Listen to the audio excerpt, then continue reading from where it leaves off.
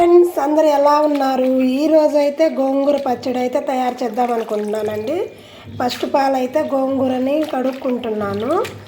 ఏముందండి, యాక్చువల్గా గోంగూర అంటే అస్సలు ఎవరికి ఇష్టం ఉండదు.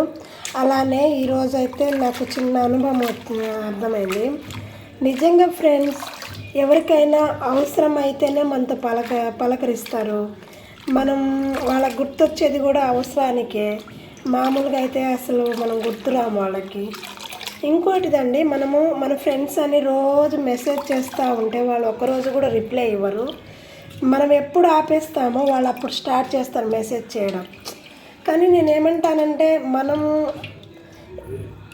రెస్పాండ్ అయినప్పుడు కూడా వాళ్ళు రెస్పాండ్ అయితే బాగుంటుంది కదా. అవసరానికి వాడుకోకుండా ఫ్రెండ్ లాగానే ఉండాలని నా ఒపీనియన్. మీరేమంటారు? మా ఊర్లో అయితే గోంగూర కావాలనుకోండి, పల్లెటూరులో మా గోంగూర కావాలనుకున్నప్పుడు మా ఇంటి పక్కనే వేసేవాళ్ళము. ఫ్రెండ్స్ని అవసరానికి కాకుండా ప్రేమగా మాట్లాడడానికి కూడా మనం యూజ్ చేసుకుంటే మన లైఫ్ బాగుంటుంది. ఓన్లీ అవసరానికే వాడుకోవాలనుకుంటే కొన్నాళ్ళకి వాళ్ళు కూడా మనకు దూరం అవుతారు. ఇంకోటి ఏంటంటే, నాకున్న ఒక లక్షణము, నేను ఒక్కసారి ఫ్రెండ్ అని అనుకుంటే నేను ఎన్ని ప్రాబ్లమ్స్ వచ్చినా ఇంకా వాళ్ళు నా ఫ్రెండ్గానే ఊహించుకుంటాను. ఒకసారి ఒకలా అలిగినా నేనే పోయి పలుకుతాను. అంత ఫ్రెండ్షిప్లో నేను అలా ఉంటాను. కానీ వాళ్ళు నన్ను చీట్ చేస్తున్నారని తెలిసాక అలాంటి వాళ్ళతో అసలు నేను మాట్లాడడం కూడా ఇష్టం ఉండదు. 10 సార్లు మనం కాల్ చేసినప్పుడు ఒక్కసారైనా వాళ్ళకి కాల్ చేయాలి ఫ్రెండ్స్ అన్నోళ్ళు. కానీ అలా చేయరు వాళ్ళు. చేయకుండా ఏదో మనమే చేయనట్టు ఫ్రెండ్ అనే వాళ్ళు ఎలా ఉండాలంటే, మనము రోజు మాట్లాడకపోయినా సంవత్సరానికి ఒక్కసారి మాట్లాడినా చాలనుకోవాలి. అంతేగాని ఈగోలు అన్నీ పెట్టుకొని ఫ్రెండ్స్ని దూరం చేసుకోకూడదు. అది కూడా అవసరానికి. ఇంకోటి ఏంటంటే, హోదా చూస్తారండి. ఫ్రెండ్స్కి యాక్చువల్గా అయితే హోదాలు అవసరం లేదని నా ఒపీనియను. ఈరోజున్న హోదా రేపు ఉండకపోవచ్చు, ఈరోజున్న అందము రేపు ఉండకపోవచ్చు, ఈరోజున్న అన్ని కలలు రేపు ఉండకపోవచ్చు. కాబట్టి మనము రోజులను చూడాలి. మన స్నేహం అనేది మన విషయాలన్నీ తెలిసిపోతాయి వాళ్ళకి. లేకపోతే మన బలహీనత దేంట్లో ఉందో, మనం దేంట్లో యాక్టివ్గా ఉంటామో అన్నీ తెలుసు. మనకి ఏమి ఇష్టం అనేది కూడా మన ఫ్రెండ్స్కి తెలుసు. కానీ కొంతమంది అయితే మనకు వదిలేస్తారు, కొత్త ఫ్రెండ్స్ స్టార్ట్ అవుతారు. వాళ్ళకి స్టేటస్ సంబంధించినలాగా, వాళ్ళకు ఉన్నోళ్ళు లాగా, అంటే హోదా చూస్తారు కదండి. మనమైతే చిన్నప్పుడు అవన్నీ ఏం పట్టించుకోము. కానీ ఇప్పుడు ఫ్రెండ్షిప్ చేయాలంటే ఖచ్చితంగా హోదా కావాలి. ఆ హోదా ఉన్న వాళ్ళతోనే స్నేహాలు చేస్తారు. మనకు ఆ హోదా లేదు. మనం ఏదో చిన్న జాబ్ చేసుకుంటూ, ఇంట్లో పని చేసుకుంటూ, భర్త పిల్లల్ని చూసుకుంటూ కాలం గడిపేస్తున్నాము. కాబట్టి అలాంటి వాళ్ళని దూరం చేయడమే నా బెస్ట్ ఆలోచన అనుకొని నేను ఎవరితో అంతగా ఉండట్లేదు. మనం కావాలనుకుంటే వాళ్ళే వస్తారు. మనమైతే ఎప్పుడు వాళ్ళని వద్దనుకోలేదు. మనం ఎప్పుడు వాళ్ళ నుంచి అంతగా ఎక్కువగా ఆశించలేదు. అంతే కదా. పోయినసారి అయితే పచ్చిమిరపకాయలతో గోంగూర చేస్తే అస్సలు మంటే లేదు, అసలు టేస్ట్ రాలేదు ఫ్రెండ్. ఎంత బాగా చేసినా కానీ టేస్ట్ రాలా. అందుకే నేను ఇప్పుడు ఎండుమిరపకాయలతో చేద్దామని డిసైడ్ అయ్యి ఎండుమిరపకాయలు అయితే తీసుకున్నాను. ఆయిల్ వేసాను. ఇప్పుడు దీన్ని వేయించుకోవాలి. వేయించుకున్న తర్వాత మనం చట్నీ చేసుకుందాం. చెప్తున్నానండి, మనం పక్కన వాళ్ళ మాటలని, మన ఫ్యామిలీని, మన అత్తమామల్ని, మన అమ్మోళ్ళని, మన అన్న తమ్ముళ్ళను, ఆడబిడ్డలని దూరం చేసుకోకూడదు. ఎందుకంటే మనకి ఎమర్జెన్సీ వచ్చినా కానీ మన కోసం వచ్చేది వాళ్ళే. కాబట్టి ప్రజెంట్ పక్కన వాళ్ళని, దూరం ఉన్న వాళ్ళని దూరంగానే ఉంచేసి మన అనుకున్న వాళ్ళని దగ్గర చేసుకోండి. ఒకసారి వాళ్ళు అలిగినా పలకరించండి. పలికితే మన సొమ్మేం పోదు కదా. మన అమ్మ, మన అత్త, మన ఆడబిడ్డే కదా. వాళ్ళకి కావాల్సింది ఏంటో అనేది వాళ్ళకి ఏంటంటే మనమే పలకరించాలనే ఒక భావన ఉంటుంది. కాబట్టి తప్పదు, అలాంటివి మనం సర్దుకొని పోవాలి.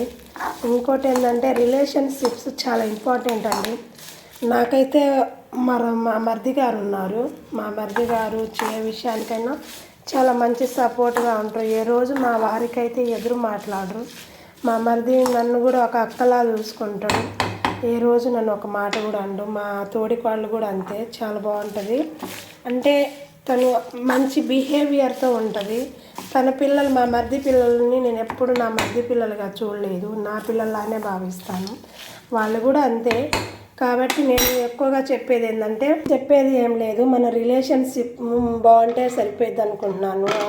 మనకి మన అన్న మన చెల్లి ఎంత ఇంపార్టెంటో మనం కట్టుకున్న భర్తకు కూడా వాళ్ళే ఇంపార్టెంట్ అండి. ఇప్పుడు మన వాళ్ళని మనం వదిలేయమంటే వదిలేస్తామా? వదిలేయలేం కదా. అలానే మనం వచ్చామని వాళ్ళని వాళ్ళు వదులుకోలేరు. కాబట్టి వాళ్ళని కూడా బాగుండాలి. మా వారు రోజు వాళ్ళ అక్కలతో చెల్లెలతో మాట్లాడుతూనే ఉంటారు, నేను కూడా మాట్లాడతాను. అలానే మా మరిది కూడా మాట్లాడుతూ ఉంటారు.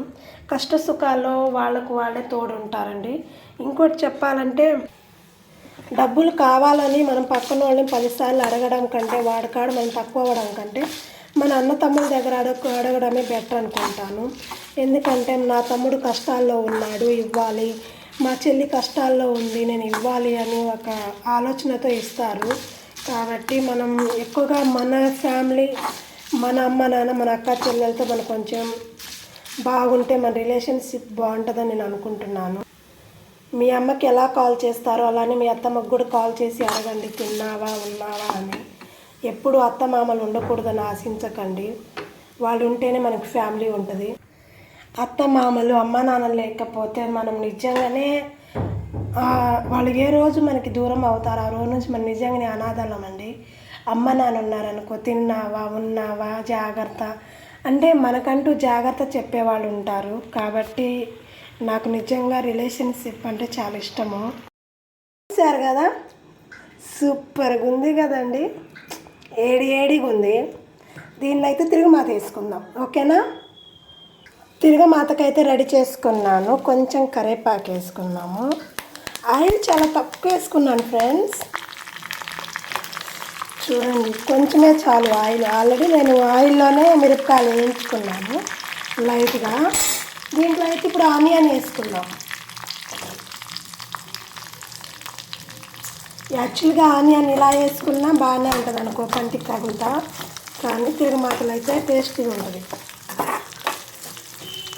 ఇంకో మ్యాటర్ ఫ్రెండ్, ఎవరైనా అమ్మాయిలు అయితే వినండి, హాస్టల్లో ఉండే అమ్మాయిలు, మనం ఎంత మాత్రం హాస్టల్లో ఉండి చదివినా ఖచ్చితంగా వంట అనేది నేర్చుకోవాలండి. వంట అనేది రాకపోతే మనం ఎంత చదివినా సున్నానే అవుతాం. వంట రావాల్సిందే. నేనైతే వంటలు నేర్చుకోకుండా పెళ్లి చేసుకొని స్టడీ అయిపోయింది, పెళ్ళి అయింది, వంట మాత్రం రాదు. ఇంకా మా అత్తమ్మ కూడా పాపం ఏమనేది కాదు నన్ను. ఇంకా మా ఆయనే జాబ్ వచ్చాక అన్నీ నేర్పించుకున్నాడు. ఇప్పటికీ తను చెప్తేనే చేస్తాను. నాకంటూ ఏం రాదు. ఒక వీడియోలో చెప్తారు కదా, ప్రతి జన్మకి ఈయనే నా భర్తగా రావాలి, ఎందుకంటే జన్మకి నేను వంట నేర్పలేను అన్నట్టు. మా ఆయన కూడా అదే మాట అన్నాడు నన్ను, ప్రతి జన్మకి నాకు ఈ అమ్మాయి పెళ్ళంగా రావాలి, ప్రతి జన్మకి నేను వంట నేర్పలేనని. పాప మహానుభావుడు, వంటలు బాగా నేర్పిస్తాడు మా ఆయన. నిజంగండి, అన్నీ అర్థం చేసుకుంటాడు. నాకు కావాల్సినవి అన్నీ తీసుకొస్తాడు, బొట్టు పిల్లలతో సహా. కసురుతాడు, తిడుతాడు, కొడతాడు, అన్నీ చేస్తేనే భర్త. ఓన్లీ ప్రేమ మాత్రమే చూపిస్తేనే భర్త కాలేడండి. ప్రేమ రావాలి, కోపం రావాలి, దేశం రావాలి, అన్నీ ఉంటేనే అన్ని రుచులు అభిరుచి భర్త ప్రేమ. మా ఆయన నన్ను బాగా చూసుకోవాలి అంటే ఎప్పుడు పూల్లో పెట్టుకొని చూడాల్సిన అవసరం లేదు. అప్పుడప్పుడు ముళ్ళులు కూడా గుచ్చుకుంటూ ఉంటే పూలు విలువ అనేది మనకు తెలుస్తూ ఉంటుంది. అంతేగాని అందుకే భర్తలు అన్ని క్వాలిటీస్ ఉండాలి.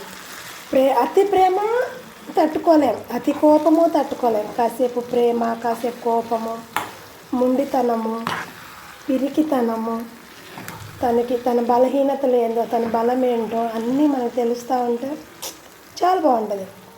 భర్త అనేవాడు ఇలానే ఉండాలని ఏం లేదండి. మనల్ని అర్థం చేసుకుంటూ రోజుకు ఒక క్వాలిటీ విధంగా తను నేర్చుకుంటూ, మనకి అన్నీ చెప్పుకుంటూ, ప్రేమగా చూసుకుంటూ, కొడుతూ, తిడుతూ, గదుముతూ, ఇది కరెక్ట్ కాదు, ఇది కరెక్ట్ అని మనల్ని చక్కటి దారి చూపిస్తూ అన్ని విధాలుగా ఉంటేనే మంచి భర్త బిరుదు అనేది వస్తుంది. ఎప్పుడు ప్రేమ చూపించినా కానీ ఆ భార్య ఇసికించిపోయిద్దండి. అతి ప్రేమ తట్టుకోలేము ఎవరైనా. ఓకే అండి, నచ్చితే లైక్ చేయండి, షేర్ చేయండి, సబ్స్క్రైబర్ చేసుకోండి. గోంగూర పచ్చడి అయితే రెడీ అయింది. ఒక్కసారి టేస్ట్ చూద్దాం. పచ్చడి అయితే రెడీ అయిపోయింది ఫ్రెండ్. ఒకసారి టేస్ట్ చూద్దాం. ఒకసారి టేస్ట్ చూద్దామా?